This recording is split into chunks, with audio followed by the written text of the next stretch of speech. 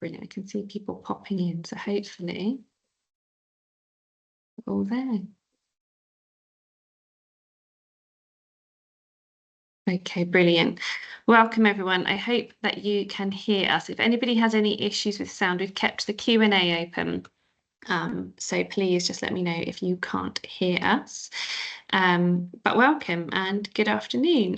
My name's Rachel Blair. I work for Heads On. I'm the Grants and Programmes Manager there. And I'm standing in for Rachel Duke today, our Charity Director. The winter illnesses are slowly but surely making their way through our team. So I'm glad you've all managed to make it, and I hope you're all staying well. Just going to keep an eye on sorry, I wasn't meant to be presenting, and I've got to keep an eye on the lobby as well, so just bear with me as I flick between those two things. Okay, so before we get going, there are a few bits of housekeeping. Firstly, I'm really sorry that I'm speaking to you but not on video. I'm on a long waiting list for a new laptop with hopefully a working camera. But the other presenters have kindly agreed to nod and smile while I talk through these bits. So hopefully it looks more welcoming than just a still image. So we are going to record this session. And so we'll just make sure that is happening. So we are recording the session, but so the session will be available for you to watch via the Heads On website, probably towards the end of the week. So please do share the webinar and the link to the report with anyone you think may find it useful. So for the webinar, attendee cameras and mics are off. We will take questions through the Q&A function. Sorry, there's more people in the lobby. Right. So you can submit questions as we go along, but just to make you aware, we won't be answering them until the final section of the webinar, just so we can make sure we share the bits we want to share before we address those. If there is anything we can't answer today or we think just needs a deeper answer, we'll either come back to you individually via email or put together an FAQ, which will go on the Heads On website. So we'll kind of make a decision on that at the end of the webinar. So we're here today to present Flourish, the fantastic report that Recovery Partners has put together, exploring nature-based recovery in mental health settings. The report was funded by Natural England, and we are really grateful for Sarah Davies and Molly Alden from Natural England joining us for today, and especially for the support Molly provided throughout the project. We'll be hearing from them in a little while. So, Heads On commissioned the report. We are the official NHS charity for Sussex Partnership. Sussex Partnership support people with mental health problems, learning disabilities and neurodivergent conditions across Sussex. We chose to partner with recovery projects, with Recovery Partners. There's such a fantastic user-led organisation in East Sussex, and they brought their unique and very varied skill set and expertise to this research and the development of the report. And they will be sharing their process and what they found and the recommendations of the report with us later this afternoon. Bear with me, more people in the lobby. It's not ideal presenting and presenting and admitting, is it? So bear with me and thanks for your patience on this. Okay, so for Heads On, as an NHS mental health charity, creative recovery, which is where nature-based recovery sits first, has been for a long time one of the things we are most frequently asked to support across our services. So this can range from gardening equipment, allotment sheds, plants, to outdoor exercise equipment and garden rooms. People really find and want to be outside where possible and where our services kind of allow that space. Among many things, the pandemic served as a crucial reminder of the importance of accessing nature and spending time outside. For a lot of us, this was hugely limited. In particular, this challenging time highlighted the part that nature plays in our mental health, and it was something that was talked about so widely in our own individual circles, across the media, and the pandemic really shone a spotlight on that. For many of us, as we left the pandemic, we were able to resume our previous activities. And if these involved being outside, either in gardens or public spaces, we were able to do this. However, we know that for people with severe mental illness, there can be multiple barriers for accessing nature and therefore accessing nature-based recovery. And while within hospital settings and community support, there are some opportunities offered to overcome these barriers, these opportunities haven't been routinely co-produced.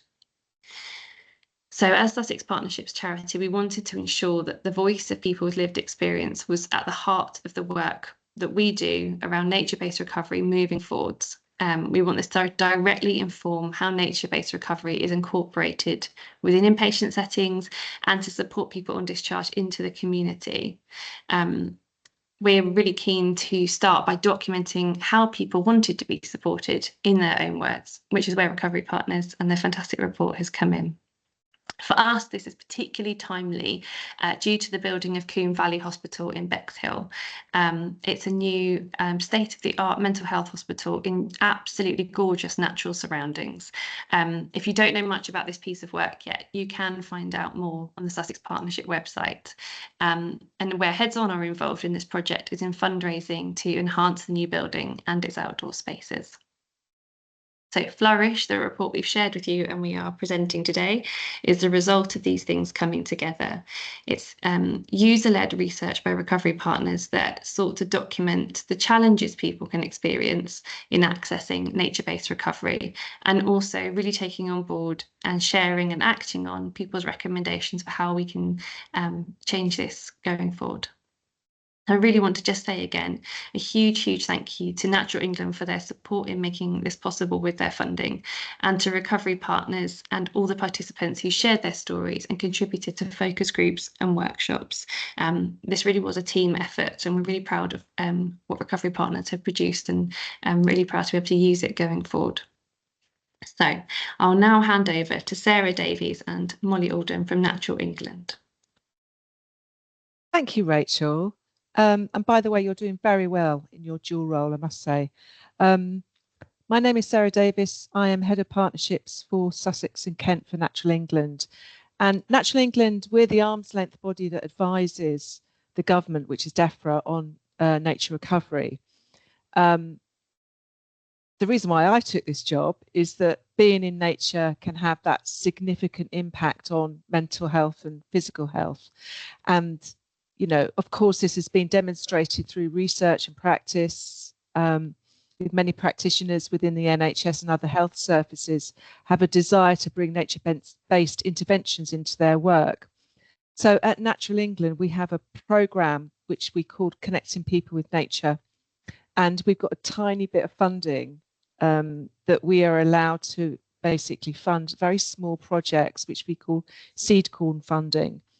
And as such, that's what we've done in this project today. The funding comes from a wider project called our Nature Recovery Projects.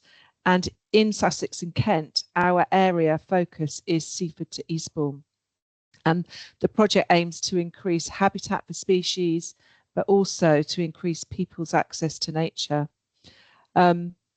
So what our objectives are is to enable people to enjoy and connect with nature wherever we live, we work, we play, benefiting our health and well-being. So in our NRP, as we call it, the Nature Recovery Project, we're working on a few projects. This one that we're going to be talking about this afternoon has been amazing to be part of. But we've also been working with Circle of Life Rediscovery, and in partnership with them, it's basically researching and implementing nature-based training within NHS mental health services. So we've been working with Circle of Life Discovery for a while, and it's in their outdoor learning space, and we're providing a training course for NHS practitioners. So there's a big report that's coming out from that as well. And then another quick project we've been involved with is the Beachy Head response team, and we have helped by funding some training and some materials to create an ambassadors program, and that is creating a real kind of positive association with Beachy Head amongst the public by creating activities on site and knowledge sharing. And then the last thing that we have is called a Super NNR, which is our National Nature Recovery Programme, which brings together all our landowners at scale for this particular area, which is Seaford to Eastbourne. And it's going to be declared next year. And that means that we're going to be working with people and health via local authorities and directly with communities. So we're really hoping to develop that strand of work for next year. But for now, Molly, can I hand over to you?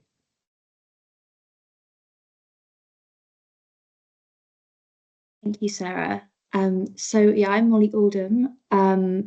I've been a Natural England lead involved in this project, which has been a really exciting thing to be part of.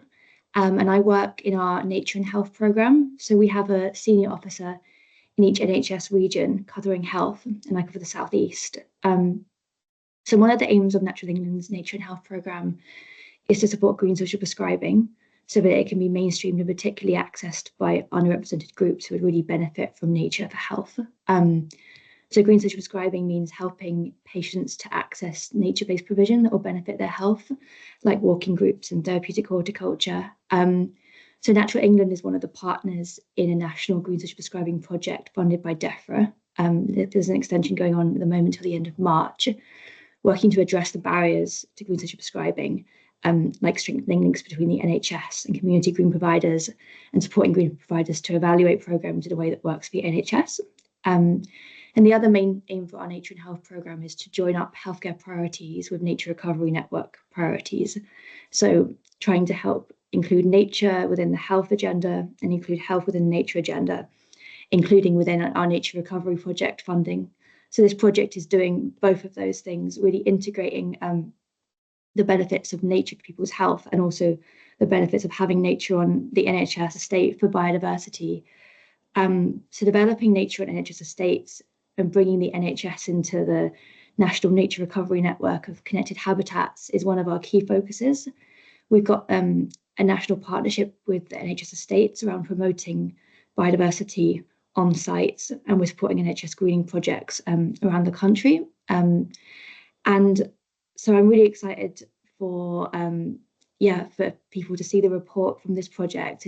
I find it so inspiring, and I wanted to say thank you so much to the participants in this project for sharing your experiences and your visions for what this new hospital in Sussex and other hospitals could be like in terms of helping patients with their recovery through nature. And thank you to Heads On for developing this project and to Recovery Partners for enabling lived experiences to be heard.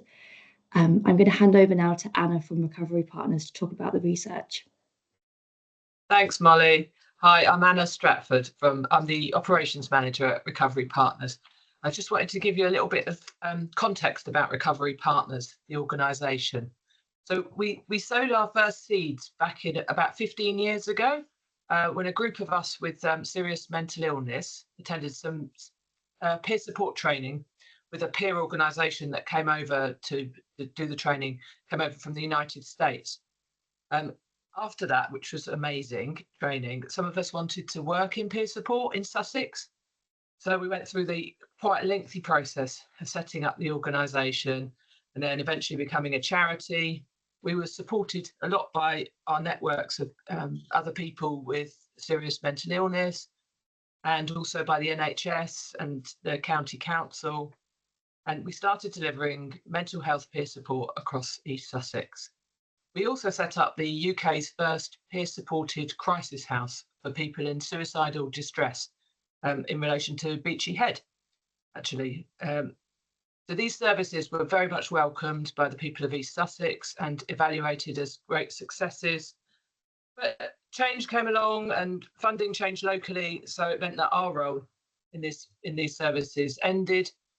So we started a new process of diversifying what we were able to offer and delivering peer-supported arts programs, and we've used some of those techniques in the consultations for this report. We also do expert by experience support, a bit of training, various different research and evaluation, and different partnerships with other voluntary sector organisations and statutory organisations. With some other people and organisations with lived experience, we started Sussex Peer Support Network to support peer support across the whole of Sussex. And we co-produced a peer support charter, which I've put a link to it in the Q&A if anyone's interested. And this charter sort of really, sort of consolidates the essentials of peer support. It's used as a resource across the country. So the principles of peer support are very close to our hearts. And by this, we mean trust, diversity, equality, hope, solidarity, mutual benefit, empathy, self-determination, and commonality. So at Recovery Partners, we build on the principles of authentic connection and empathy and bring a unique blend of our own personal experience and our professional training to create safe and empowering environments for mental health recovery. And I'm going to hand you over to my colleague Anne, who's going to tell you a bit more about what we're up to and how we went about developing this report. I'm going to jump in before Ant and do that, yeah. and talk a little bit about what we did and how we went about doing it, and then I'll hand over to Ant. So thank you, Anna. I'm Tracy Hines. I'm the Expert by Experience Coordinator for Recovery Partners, and I'm just going to tell you a little bit about what we wanted to find out and how we went about doing it. So as you've heard, the aim of this piece of community research is to enable people living with severe mental illness to inform how NHS mental health services incorporate natural recovery into their services, so including Combe Valley Hospital in East Sussex, and how engagement with natural recovery could be supported to continue in the community after discharge from mental health hospital.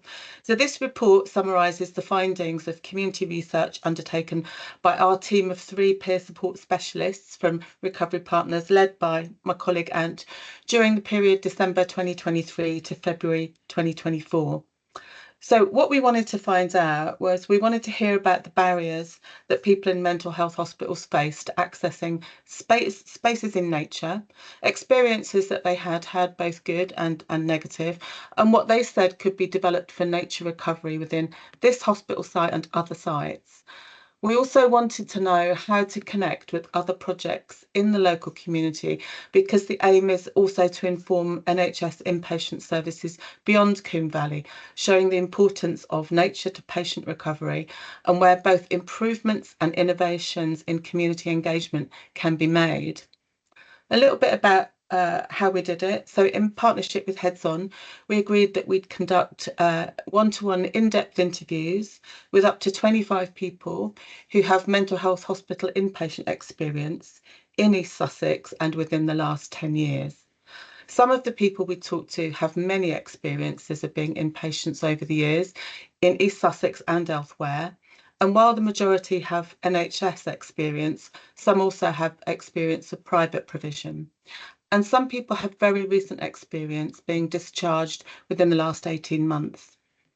We also wanted to include a wider range of voices. So again, with the support of Heads On, we circulated an online survey aimed at any adults with inpatient experience in the last 10 years, going across to West Sussex, as well as East Sussex and Brighton and Hove, and received 26 responses. As part of the process, we conducted 2 focus groups, which we ran as peer-supported arts workshops, integrating the focus group sessions. As Anna mentioned, peer-supported arts work in mental health recovery is one of the major sort of strands of our work. That first focus group was in November in 2023 in Eastbourne, with 5 people with hospital inpatient experience. And that's where we co-produced the questions that we were going to ask for their research. So participants were shown the aims of the research, shown the proposals for Combe Valley's hospital site. We discussed the role of nature in recovery, and many people already have a lot of knowledge about the role of nature in recovery and the evidence for that. And we drew on people's own experiences. So together, we identified what we thought would be the most important questions we should ask people in line with the aims of the research.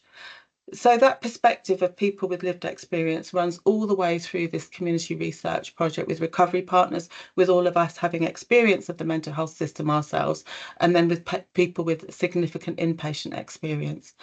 There were so many potential questions to ask that we decided to focus the one-to-one interviews mainly on inpatient experience and nature recovery, nature recovery and inpatient experience, and then nature recovery and community after hospital discharge was mostly looked at in the second focus group.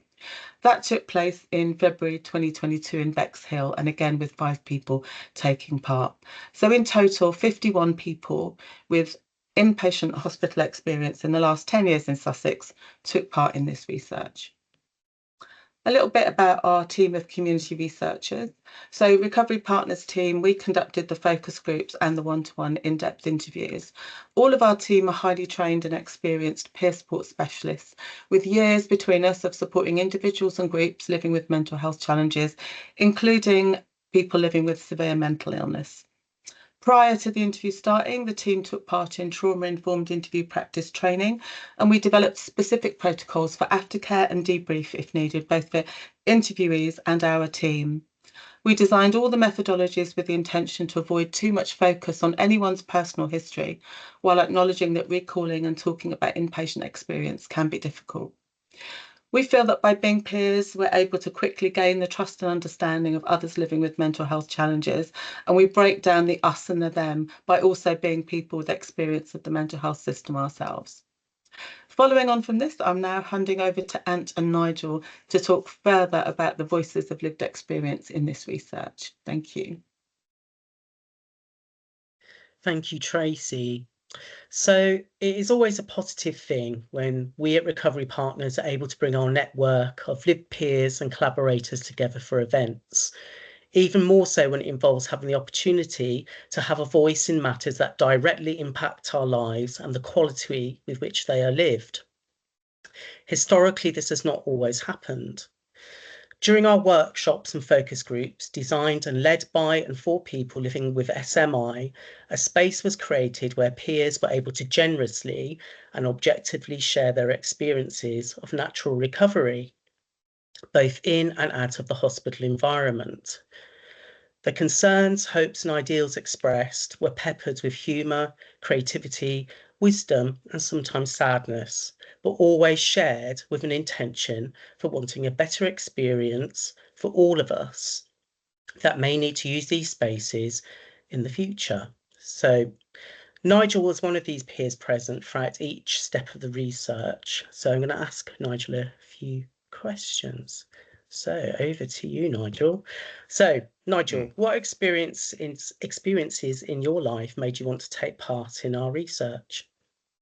Well, I've been into 3 different hospitals and had differing experiences.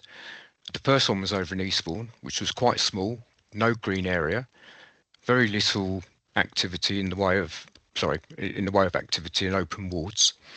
The size of the unit is important as mental health conditions vary by which condition you have and also the intensity level. We've gone on mute, Nigel. Back. Yeah, so I spent the day avoiding people and working through the day by meal times. I established through one of the nurses that through cutbacks, the amount of training given was not good enough and very often leaving the staff stressed and leading to less activity and I guess higher staff turnover. The food wasn't very good in that hospital. The next hospital was Hastings, bigger than Eastbourne and had plenty of activity on site and occasionally off site. There was a green area, but that got closed off due to lack of staff to man it, which left a small area with 2 benches as the only outside area available. No greenery, just concrete. The food was very good in there. And then lastly, Brighton, the largest of the 3, a very large green area with a couple of benches. This area really helps towards recovery. No confrontations, space to breathe, relax, read a book, listen to music and so on. Also exercise to some degree. The food was good. I felt that it was important to feed back my experiences so as to achieve a better experience for others going forward. Also, I wanted to input the importance of having effective stepping stones to bridge the gap between hospital and community to achieve a smooth transition. This process starts in hospital and if effective will decrease the number of readmissions, which of course are bad for the service user and also dampens the hospital resources. Thank you. And so how did you feel about this particular research happening? What did it mean to you? Well, it's so important, of course, to research all aspects with a new hospital, to hear all experiences and opinions, especially from people who've had 24/7 lived experience like myself. Also, listening to other people with similar experiences is very important, as it often provokes other thoughts and ideas in your mind, which makes your input relevant and therefore more effective. And finally, why is nature and recovery important to you as an individual? Well, in my experience, nature and recovery are closely linked.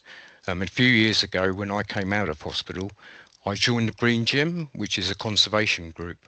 At the time, I was at a low ebb. Being outside and exposed to nature really helped me in my recovery. It helped me to relax and declutter my mind. It helped bring down my stress levels, helped me manage my anxiety levels, helping to deal with medication side effects and so on. I currently work at a religious retreat. All my work is outdoors, mainly looking after the gardens.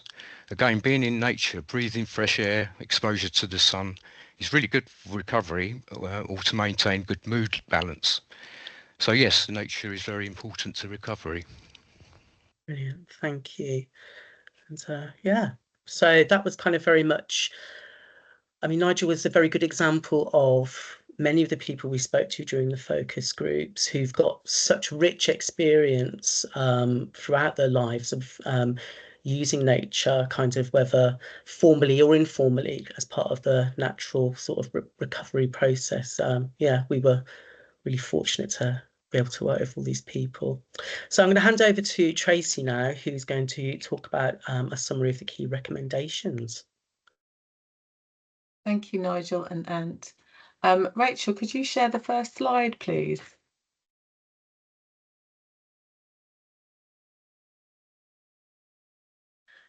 Thank you.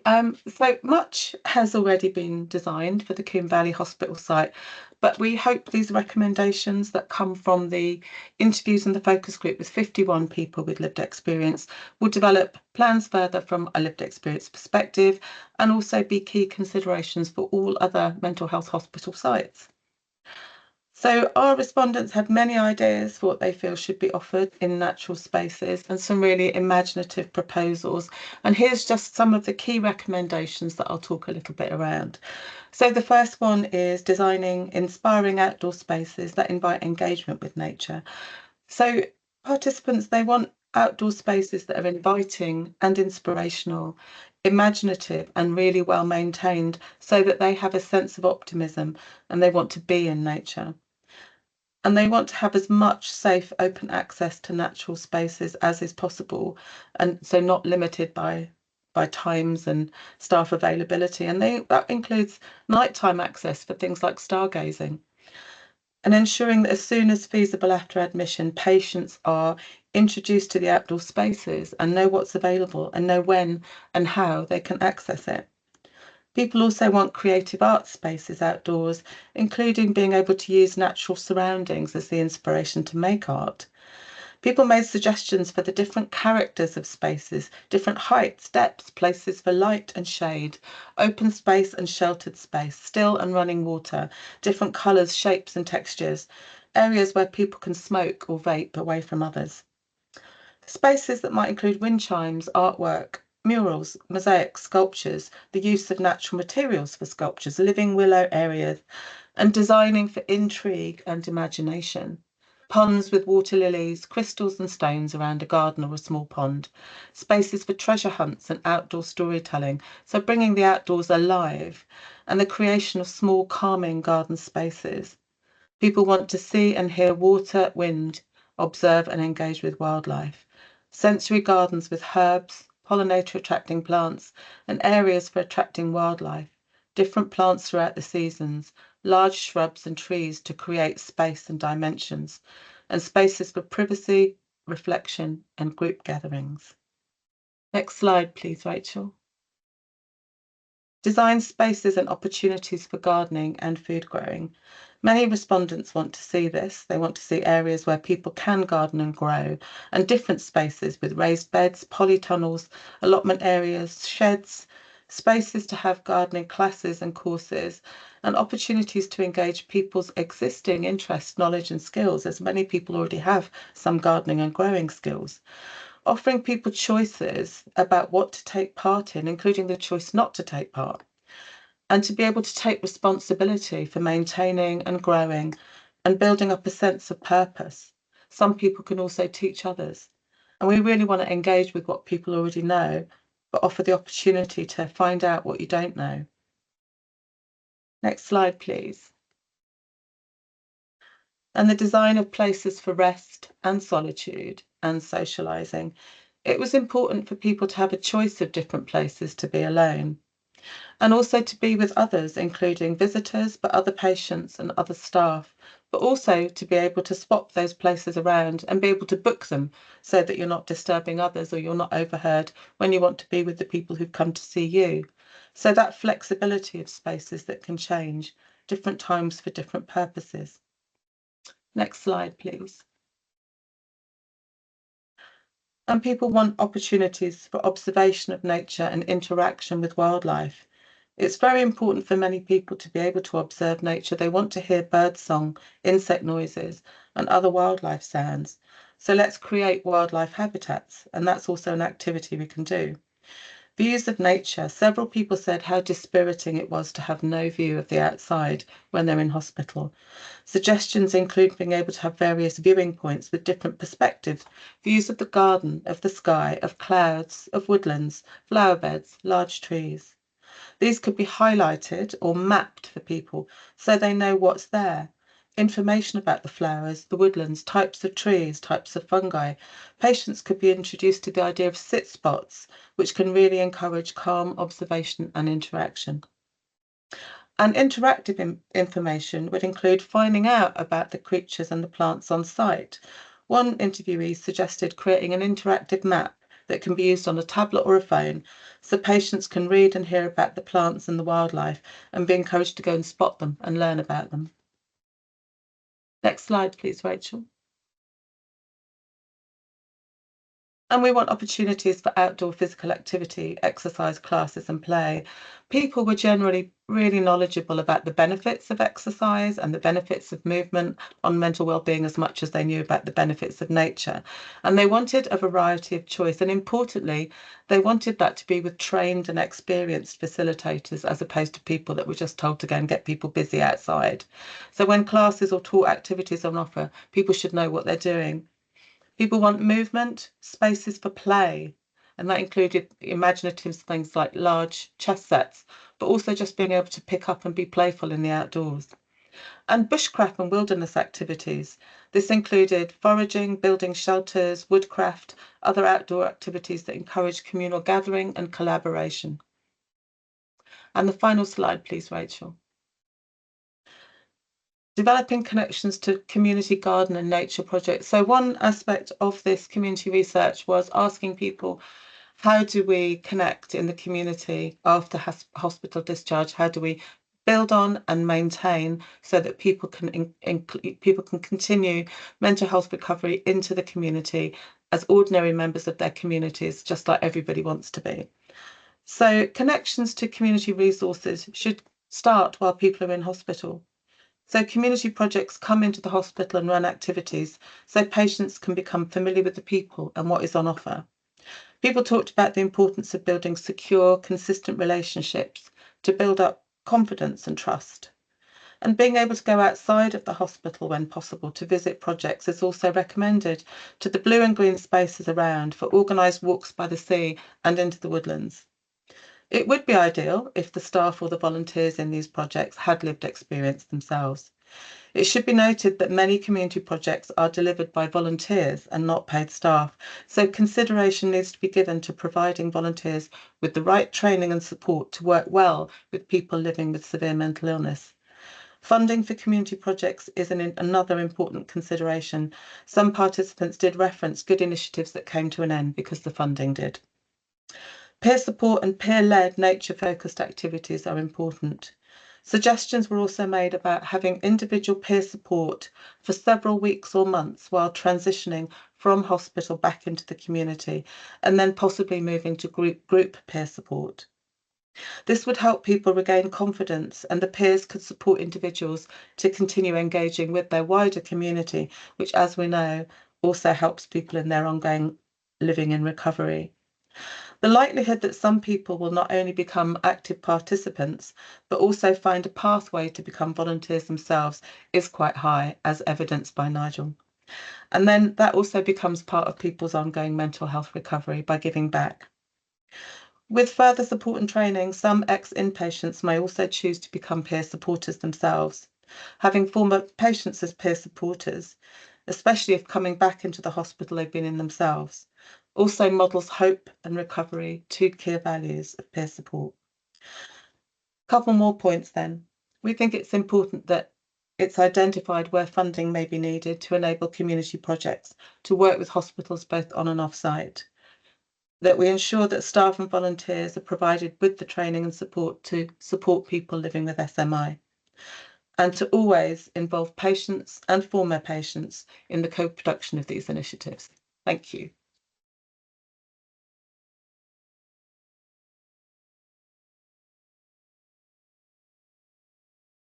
Thank you, Tracy. Hopefully the PowerPoint was working for everyone as well. Brilliant. I think that we've now heard from, I just want to check, there's no one else from Recovery Partners. I don't want to jump in too soon. No.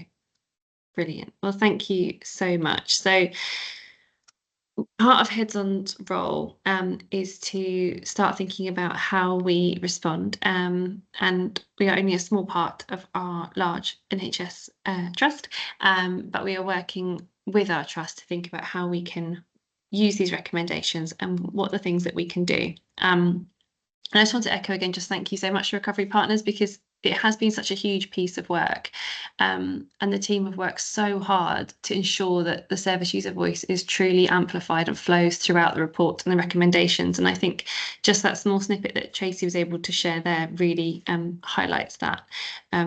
So thank you, and thank you so much for Nigel to take the time to come along today, and to be a key part of this presentation. So I guess the big thing now is for us to make sure the report is used, and it gets often said about documents like this, and particularly I think in NHS settings, I hear this all the time, but we really truly do not want it sat on a shelf gathering dust, even a virtual shelf. So one of the things in terms of next steps, so we are really fortunate that the Coombe Valley Hospital site is situated where it is. It is nestled in nature, and the design of the hospital is aimed to maximise this, and nature is kind of woven through the design and thought about as kind of a partnership between nature and the hospital. There are so many recommendations made within Flourish that we are able to act on quickly, particularly when thinking about the design of the gardens, planting, and particularly sensory planting, and creating wildlife habitats on site. Heads-On, we're in the process of actively fundraising at the moment. It's been a real joy to keep dipping into the to Flourish, to the report, to be able to support and really evidence bids for why we're asking for the things we're asking for from funders, and to be able to use the service user voice and to be able to say, this is what we've been told, this is people's real life experiences, and this is how we know these are the things that are needed, is really fantastic. And so part of the fundraising that we're doing is to enhance the design further and focus on work, including how we integrate art and nature, because within a hospital building, there are obviously unavoidable areas where it's an inside building, and it is there serving a purpose. But how do we make sure that that purpose and the material, the fabric of the building speaks to the surroundings and keeps people connected to the outside? And so that's part of the work that we're doing. Included in that is sort of the ability to exercise outside, what the artworks look like, and developing and strengthening partnerships with voluntary sector organisations, which is kind of where Heads-On's role comes in more widely as well, is kind of bridging that gap. So we'd love to hear from anyone who's interested in getting involved in this work. But we're hoping at the minute the hospital is set to open at the end of 2025. And obviously the recommendations in Flourish aren't limited to Coombe Valley, but it's a really great starting point for us to be able to test out some of these things, and then also embed them throughout our services more widely across Sussex. And we are really keen that all our hospitals benefit from the insight that we have through Flourished. So more widely, we've funded many nature-based programmes across our services. I mentioned sort of allotments earlier, the transformation of ward gardens, and we work really closely. We co-produce these projects with service users where possible, and looking at the exercise opportunities outdoors. And it's just something that, as Heads On, we really, really want to build on, and we're really excited to be able to do that with Flourish, and in partnership with everybody who has contributed so far. I think that's enough from me waffling. We have one question that's come in, but we are really open to hearing questions. And it might be, I mean, I never ask a question in a webinar. I always think about something later on. And if something comes to you later on and you think, I wish I'd asked that, please email. You should have an email address that's come through with the webinar, which would be my email address, Rachel Blair, or you could email Heads On Charity, and I'll make sure it gets to the best person to answer the question if that's something you'd like to do. So here we are, we have some questions from Emma, and what I'm going to do is try and field them to the people that are best placed to answer them. So one was around the NIHR guidelines for research and the survey. I know we work closely with Natural England on developing the ethics around collecting the responses, and I'm not sure if Molly or Anna want to answer that more fully. I want to shake their heads and say no. No. So obviously part of the work that we did was to ensure that the research was aligned to ethics, and we work closely with Natural England at the point of putting in the bid for this piece of work then. And if there's anything else further, Emma, that you'd like to know about, then please get in touch. In terms of, do we have ponds or running water at inpatient sites in Sussex? I've not seen one. And I know that was one of the things that's come across through the recommendations and through the research, is that people really want to engage with water more. Tracy, brilliant. Tracy's going to share something more. Yeah, I think we say it in the report, we know that there are lots of issues around sort of safety and risk, and what we didn't want to do in the questionnaires and the focus group was limit people because of what can't happen on site. That's the hospital's responsibility, is around that. Some people did mention it, but we wanted to let people have full flow about what they kind of envisioned should be there for nature recovery. Brilliant. Thank you. And I think that is the challenge with this sort of work, isn't it? Is that there are limitations or restrictions and safety things that we need to consider within the services we're delivering. But actually what Flourish does is pushes us to think, how can we creatively solve some of these challenges? Anna, did you have your hand up as well? Oh, it's just about research guidelines. It wasn't that. It was quite. I remember we did have a lot of discussion backwards and forwards, and Heads and Natural England were very helpful about this. So because we're all a lived experience organisation and we take a great deal of care in how we support people and using trauma-informed practices, that's where our heads are at with it, and our hearts are at with it, if you like. But yes, obviously we understand that we do have to. I now can't remember what guidelines we had to meet in order to be able to do it. But we were very respectful of how we work with people, if that's the sort of thing you were asking about, Emma. And for Heads On, that's why we partnered with Recovery Partners, because being a user-led organisation meant that was already embedded in the culture of the way they deliver their work, and which is why it was a no-brainer to partner with them. Nick, I can see you've said you have some comments to share. I can unmute you if you'd like to share a comment, or if there's something you'd like to type here, or if it's something specific, then please get in touch. The aim of not having a chat was that it would be easier, but actually maybe it's more unhelpful. We can review if we do this again. Nick, if you reply, let me know if you want me to unmute you, if you want to speak. Right, bear with me, and I will. I feel like I've got all the power. Oh no, I've lost you. Where are you? Right.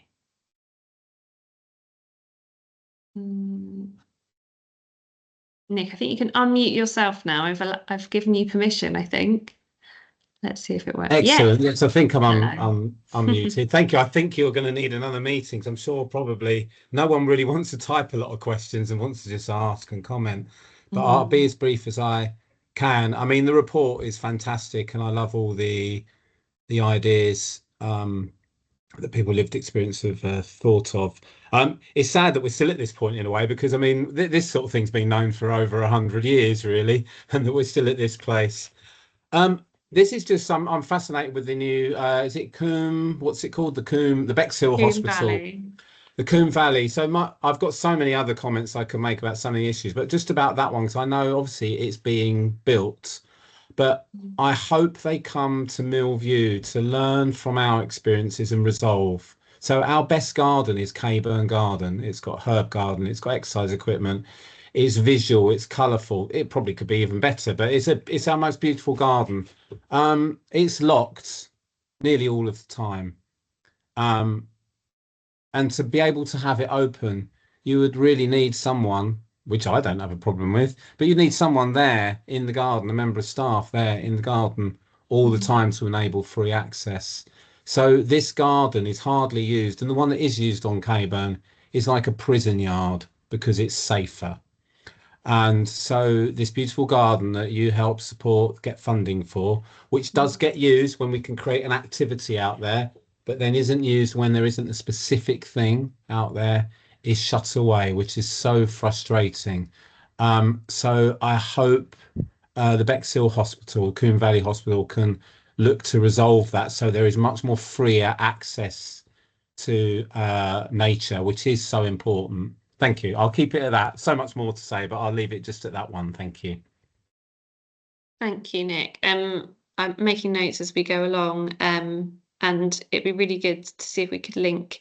I mean, I would hope that people have been out to visit our other sites and see how that's working, but we can link you up with the project team for Coombe Valley to see if we can share some learning there, because that's what this is all about, isn't it? Is sharing what's working and what's not working and how things can be improved. Okay, try and move through the questions. We've got a hand up. Okay, bear with me. Oh, I'll just say again, it's the first time I've done this on Teams. And everything's in a different place than it is on Zoom. Right, You're Wayne. doing very well, Rachel. Right, Wayne, right, you put your hand up. I'm going to allow Mike. So bear with me. You'll have to unmute. I think I'm allowed to give you permission, then you have to unmute yourself. Okay. Hi. Yeah. No. Thanks. It's Hello. actually really just a quick one for Nick. So hi Nick. So I'm Wayne. I'm the clinical lead OT at the Department of Psychiatry, and obviously we're moving to Coombe Valley. There has been some sort of interaction with Millview, particularly with Claire and Aisling, largely around the sensory space. But I think linking in using those channels could be pretty easy. But I'd be more than happy to have a chat as well. There have been some chats about the outdoor spaces, outdoor gyms, that kind of thing. But yeah, I mean, there are going to be some obstacles along the way, but yeah, more than happy to kind of have a chat and link you in with some of the project managers and the senior clinicians involved. That was it really. Thank you. Sophie, thank you for sharing some information around groundwork. Well aware of groundwork and the brilliant work that they are doing. I do believe they are linked in, but I am, as I said, making notes just to make sure that any of the wisdom shared here is shared more widely as well. Jess. Hi, Jess. Nice. And thank you so much for joining us. I'm going to link with local community projects. Okay, so reading through your question around linking in with local community projects and funding, I think previously that's kind of where Heads On has come in, is we can bring in those partnerships, which has been really exciting. But you are right in that funding is limited. I think that is an ongoing thing for us to keep exploring and keep that conversation going. And maintenance, yes, there have been questions. There's another question around maintenance of planting. It's something that's very much part of the plan. Thinking about Coombe Valley and how we move forward with it is thinking about the maintenance of those areas. We do have a fantastic estates team. Actually, I genuinely do think they're brilliant, and they work widely across our services. up with lots of maintenance work on buildings as well. Sometimes I do think you're right that the outside spaces, the maintenance can sometimes fall a little bit behind.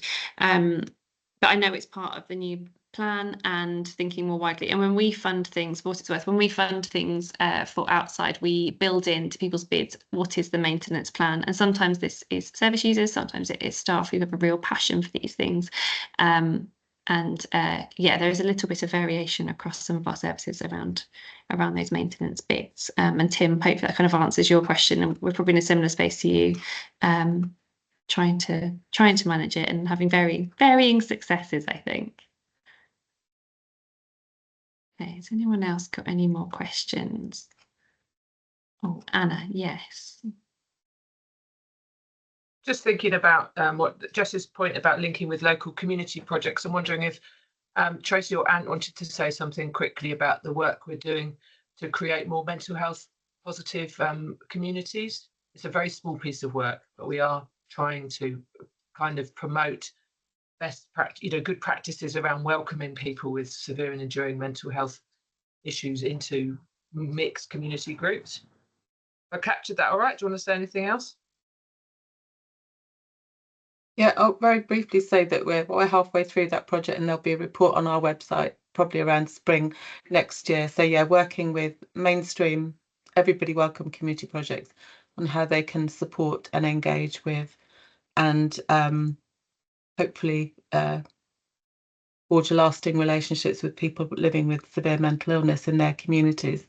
And I think that also brings up something that's really interesting, rather than bringing it up as another one of the challenges that I think everyone here is aware of, is that some people are coming through social prescribing to mainstream kind of projects and gardening projects, nature projects, and the volunteers there do not feel confident and knowledgeable to support people with SMI. And we've known of a couple of initiatives that are kind of being abandoned because people feel overwhelmed by the expectations that people have once they've been told about the projects, about what they'll find when they get there, and people not having the skills or the knowledge to support people. So it's just an interesting thing that I'm sure is coming up across community projects everywhere. But I think it really highlights that need for this kind of conversation to keep happening about how do we come together and support people, and where will we get the resources from. Yeah, and the need for training and learning around that. It's it's complicated, sensitive work, isn't it?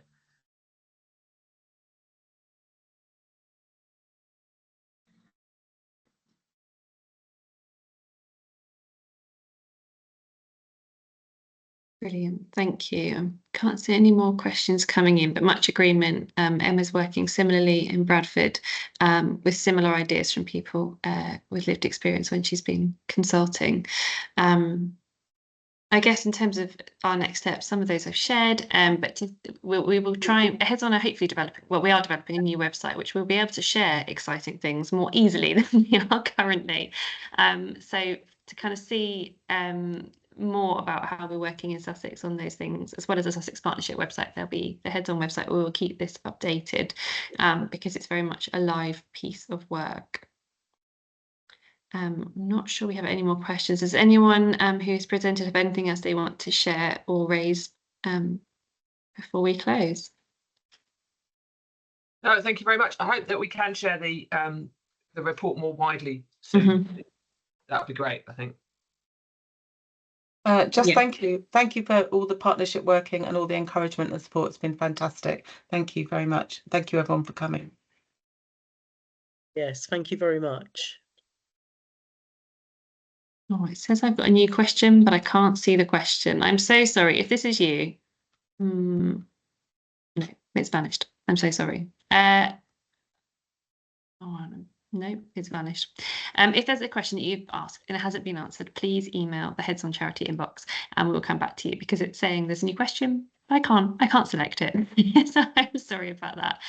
Thank you so much, everyone, for taking the time out today. I know everyone's incredibly busy, and it is really lovely when people are able to take the time out and make that commitment. I'm glad to see that this is as important to so many of you as it is to us.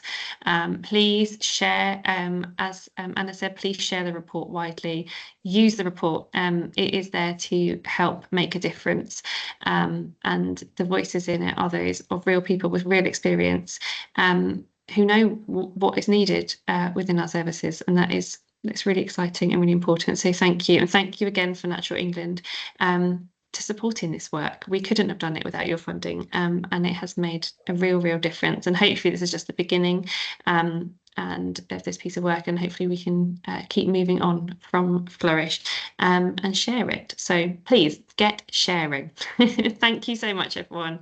Really lovely to see you all, and have a lovely afternoon.